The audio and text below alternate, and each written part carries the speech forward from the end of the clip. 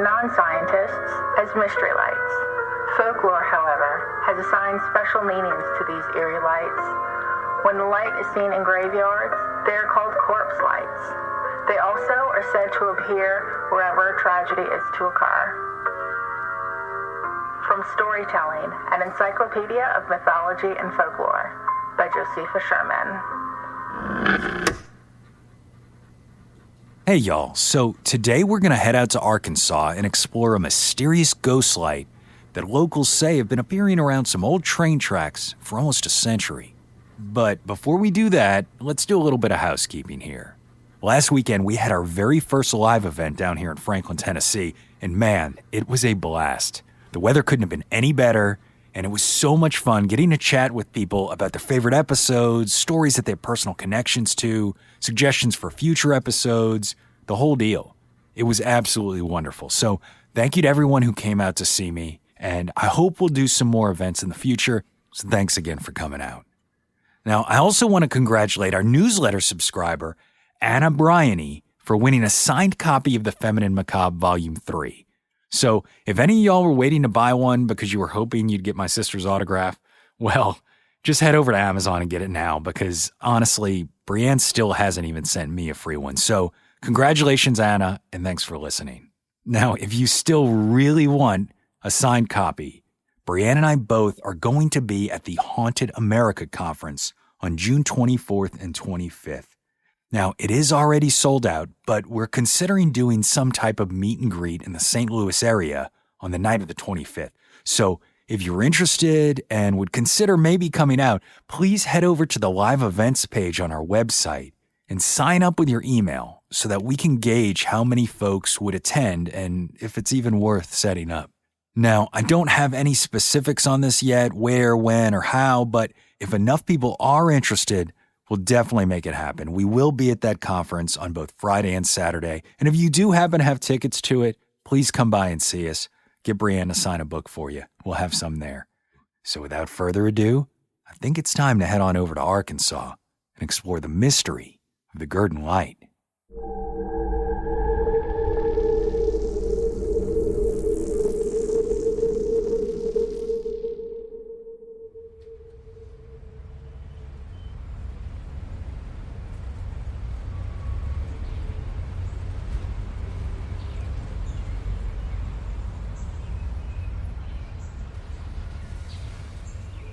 About 85 miles south of Little Rock, Arkansas, just off Interstate 30, is the small city of Gurdon. The area was first settled in 1819, but after the Cairo and Fulton Railroad was constructed in 1874, an influx of people arrived, and a town centered around the timber industry was born.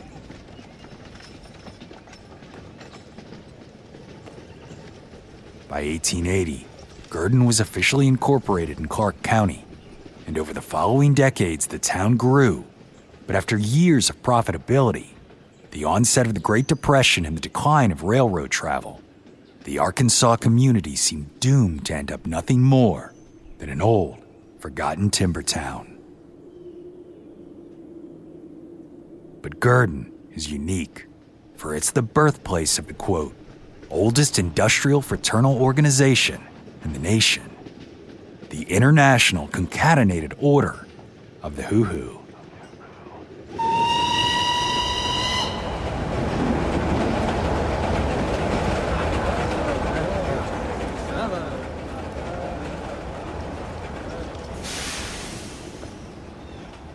One chilly day in January of 1892, several men from various parts of the lumber industry found fellowship with each other while stuck waiting for a delayed train.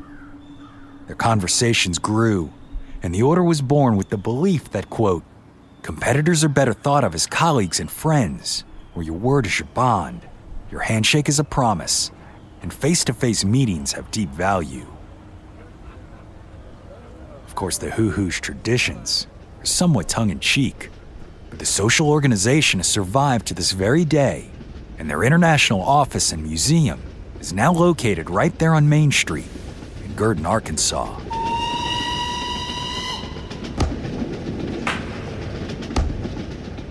Gurdon's long history with the railroad isn't all upbeat.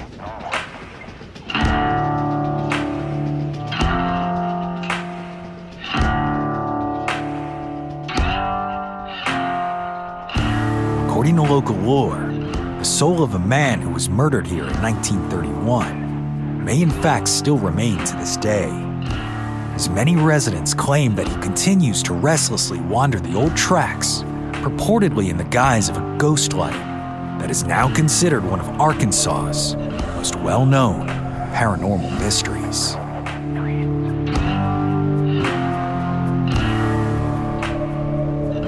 My name is Brandon Scheck-Snyder, and you are listening to Southern Gothic.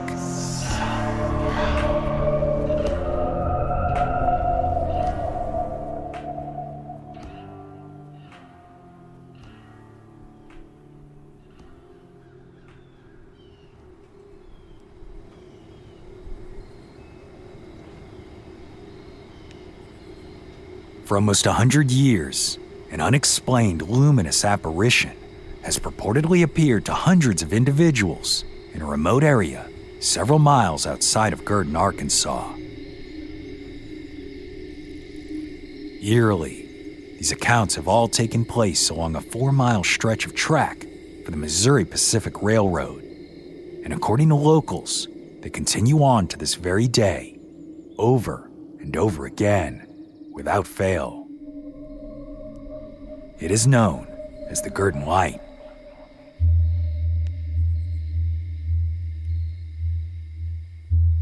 Some who've seen it say the light has a blue-white hue. Others that it has a slight orange or yellowish appearance with a distinct border.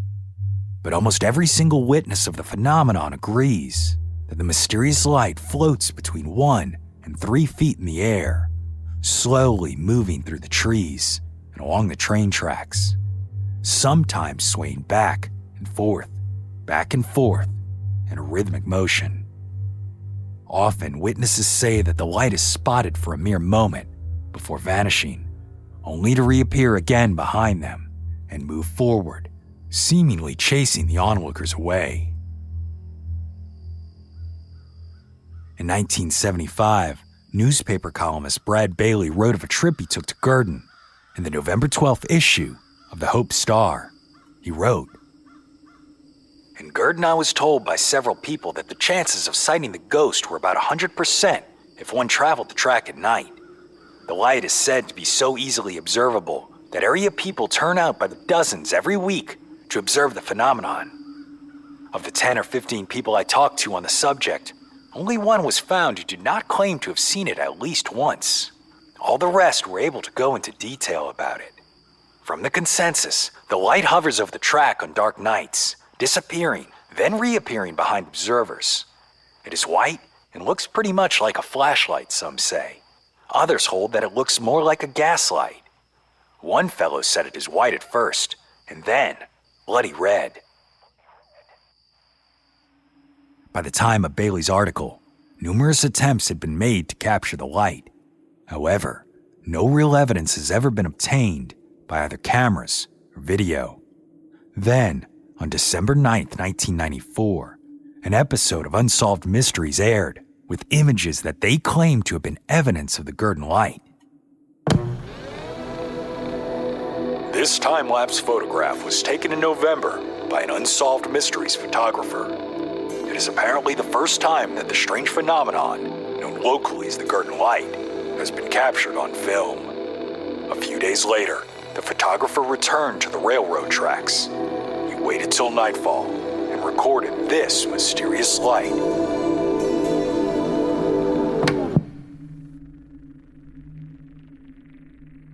The photograph and video are incredibly eerie, and without a doubt they've captured some type of light phenomenon. Yet they do little to help explain the mystery as to what this ghost light actually is and from where it came. However, locals have an explanation of their own. They believe that the light is the apparition of an old railroad foreman who's viciously murdered here and has never left.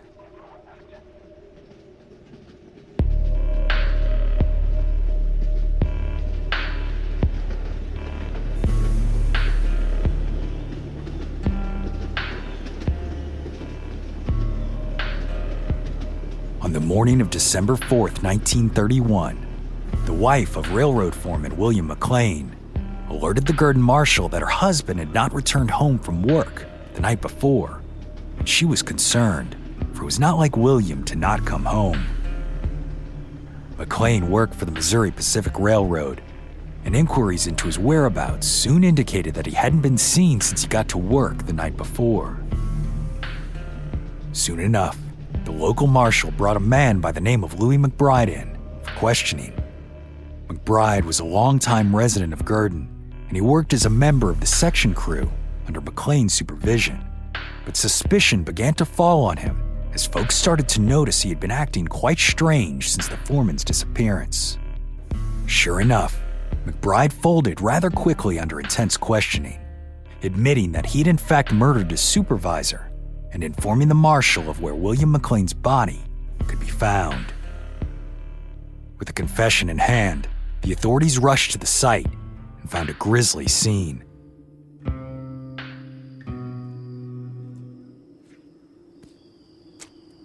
At the end of a trail of blood, roughly a quarter-mile long, stretching from the railroad tracks and into the swampy woods, William McLean's corpse lay lifeless, the result of 4 vicious blows to the head.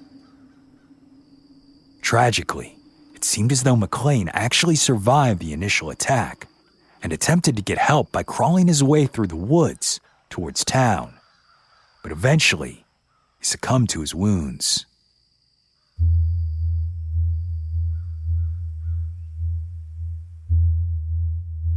A bloody spike maul and shovel were found nearby, and not long after, Louis McBride was found guilty of murder and sentenced to death.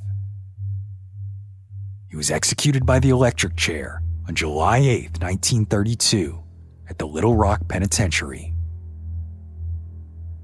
In spite of McBride's confession to the murder, the reason why he killed his supervisor is still unclear. The day after McBride's execution, an article in the Arkansas Gazette claimed that the violence was the result of a, quote, argument over McBride's seniority rights as a laborer for the Missouri Pacific lines. And it said that when the police questioned him, McBride claimed that he beat McLean because he had been denied seniority during recent layoffs. Although, it's unclear if the laborer had been formally fired from his position or was just not given the opportunity to take over the work that was open following the layoffs. On the other hand, some retellings of McLean's murder claim that perhaps McBride had felt cheated out of the allotment of days he was allowed to work, as they were in fact in the midst of the Great Depression, when work was scarce. Either way, there was likely nothing William McLean could have done. The railroad, like everything else, just did not have the funds. But McBride killed him anyway.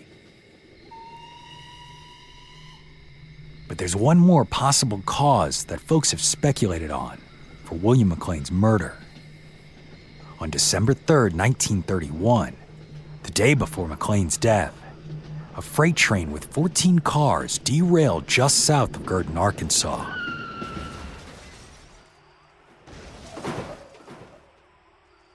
Upon examination of the site, railroad officials discovered that the tracks had been tampered with and believed that the damage was intended to derail a passenger train known as the Sunshine Special, which regularly traveled at speeds between 60 and 70 miles per hour. If the freight train had not derailed and the track sabotage had not been discovered, the derailment of a passenger train would have had a deadly outcome. As a result, the timing of the sabotage, followed by the murder of William McLean, has led some to suspect, including the police in 1931, that perhaps Louis McBride was responsible for the damage to the railroad tracks as well. Of course, this has never been proven. Nevertheless, some cite this incident as the catalyst for the fight that ended with McLean's death, believing that the foreman may have either been aware of Louis McBride's guilt or merely suspected it, and upon confrontation, he was murdered.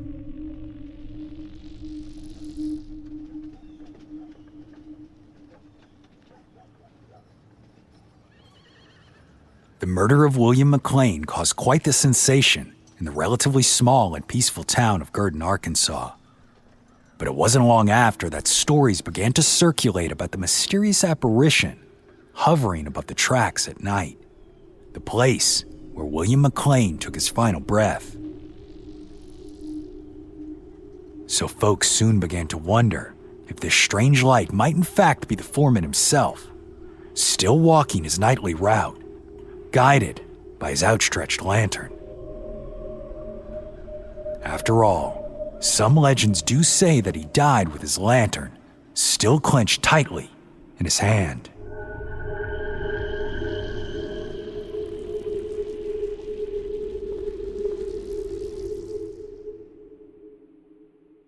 Could this truly be the origin of the Gurdon ghost light? Or is it merely local lore that has tied together this almost century-old tragedy with a seemingly unexplainable but otherwise natural phenomenon? We'll explore some of the scientific theories behind the light and more after the break.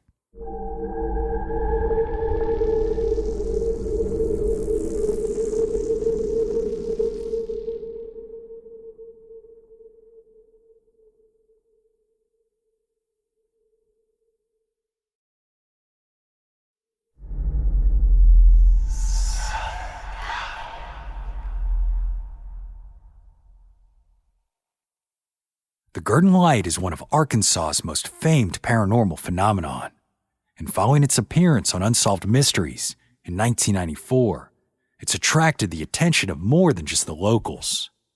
As a result, numerous theories have been posited to explain the occurrence, and while none seem to provide a definitive answer, many do have a firm footing in scientific research.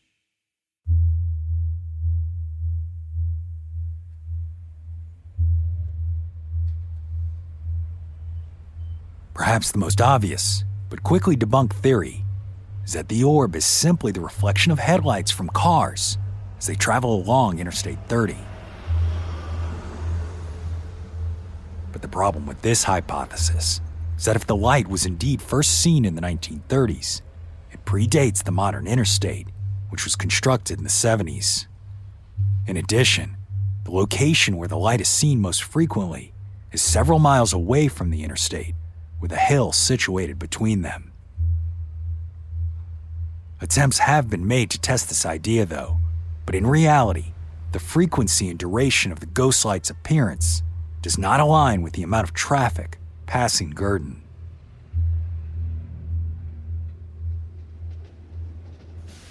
Another theory links the ghost light's origins to the railroad, but not in the historical sense like local lore suggests.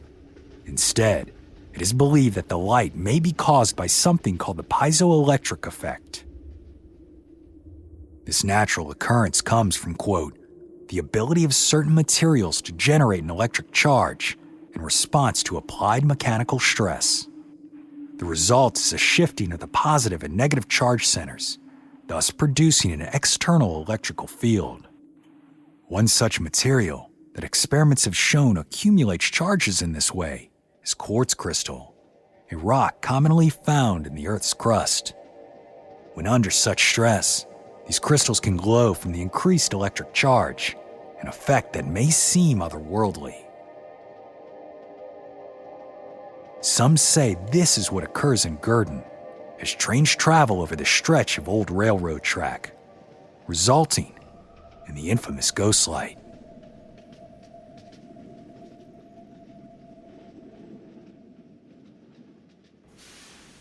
This particular theory is supported even further by the fact that both the city and its surrounding area are located on the tip of the New Madrid seismic zone.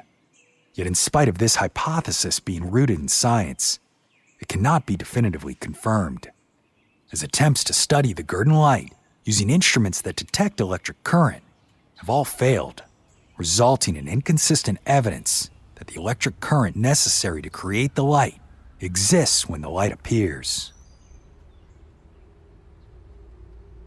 The final theory as to the light's origin is perhaps the most unsurprising, given that the Gurdon Light has been described as a floating orb. This theory suggests that it's the result of the same conditions that that are said to create other mystery lights all over the world. Lights like the well-known Will-o'-the-Wisp. We described the origins of this folkloric yet natural occurrence in our episode, The Mischievous Fee-Follet, which explored a similar phenomenon deep in the swamps of Louisiana. Translated from the medieval Latin term ignis fatuus, or fool's fire, the will-o'-the-wisp can be found in ancient folklore all across the world, from Europe to Asia, the Americas, and even Australia. Each culture has its own variations on the mythology of the phenomenon, but most are similar to those found in Acadiana, maintaining that these seemingly supernatural, phosphorescent lights appear as flickering lamps to mislead travelers into treacherous terrain. As a result of this widespread belief, references to the entities can be found in numerous works of classic literature, from John Milton's Paradise Lost to Bram Stoker's Dracula, and even The Lord of the Rings.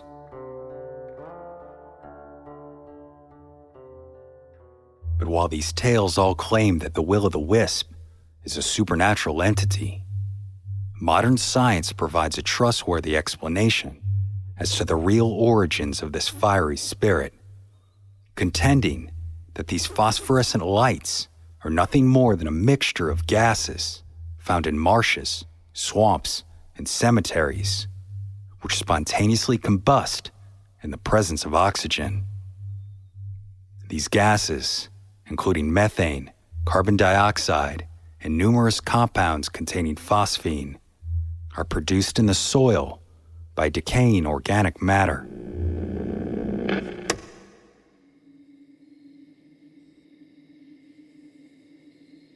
While the Gurdon Light certainly seems to have attributes similar to the will-o'-the-wisp of traditional folklore and literature, the most persistent argument against the ghost light actually being one is that the Gurdon Light is said to have been both spotted and maintained its shape during all seasons of the year and through all types of weather conditions, even during the cooler winter months or in the rain, when the combustion of swamp gases and decaying matter are certainly less likely to occur.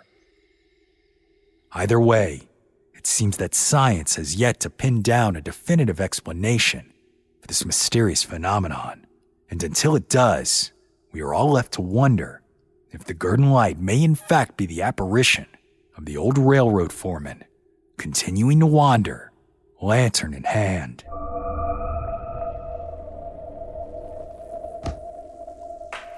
It is generally accepted that the Gurdon Light's infamy began following William Clain's death in 1931.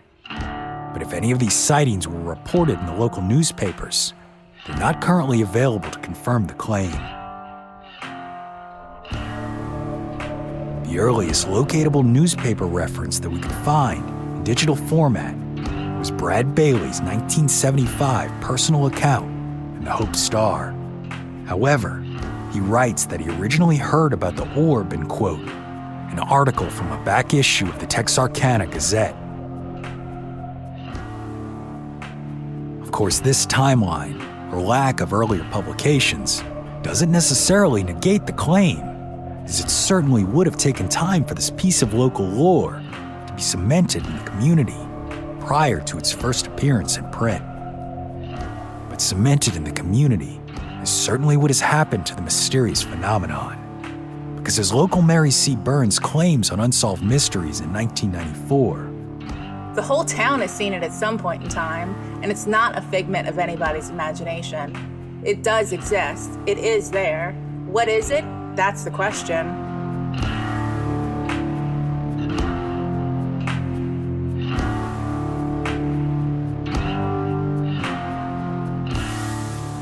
My name is Brandon Schexnayder, and you've been listening to Southern Gothic.